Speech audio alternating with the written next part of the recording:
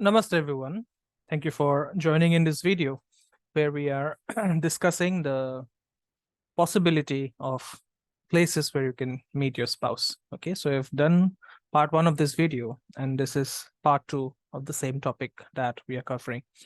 But then before we go into the meat of the topic, kindly subscribe to the channel, share the content with your friends and family if you find it useful, and please do let me know your feedback in the comment section because that helps me to get ideas for new videos.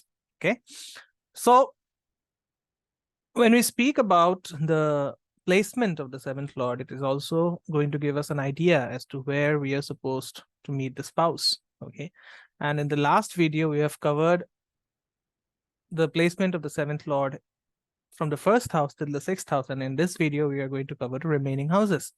So if the ruler of the seventh house is placed in the seventh house, then you can meet the spouse at any crowded place, maybe on the street, in the subway, at performances, and even at city holidays. Okay, if the ruler of the seventh house is placed in the eighth house, then this is a difficult situation because now dating is going to take place in critical situations.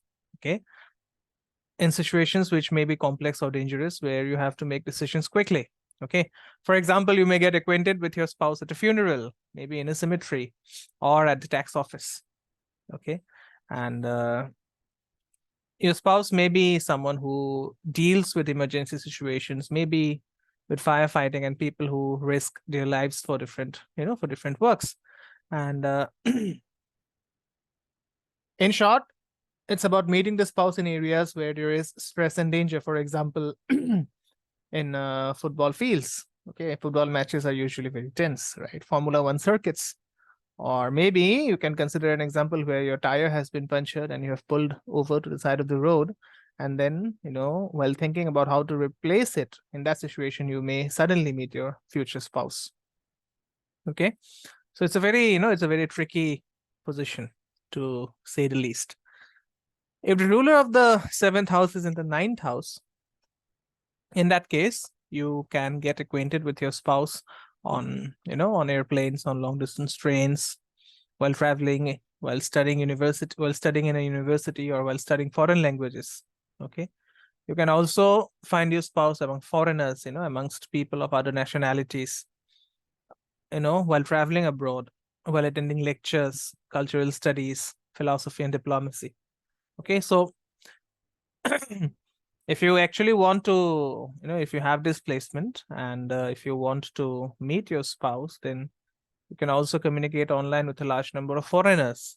Okay, yoga centers, yoga classes, spiritual retreats, temples, and so on. If the seventh lord is in the 10th house, then of course you will find your spouse at your workplace. This is very simple to deduce. Okay, I've seen people having this placement getting engaged with their boss, and usually when this placement is there, then the spouse is usually higher from the native by stature. Okay, you can also meet your spouse when you get acquainted with high ranking officials, with bosses, or maybe at the officials in the tax office.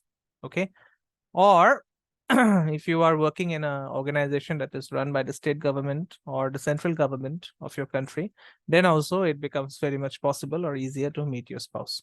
Okay, if the ruler of the 7th house is in the 11th house, then you can meet your spouse in your network circles, amongst the friends of your friends, or while going to party with your friends, while going to invitations where there are a lot of people and there is an opportunity to build your network.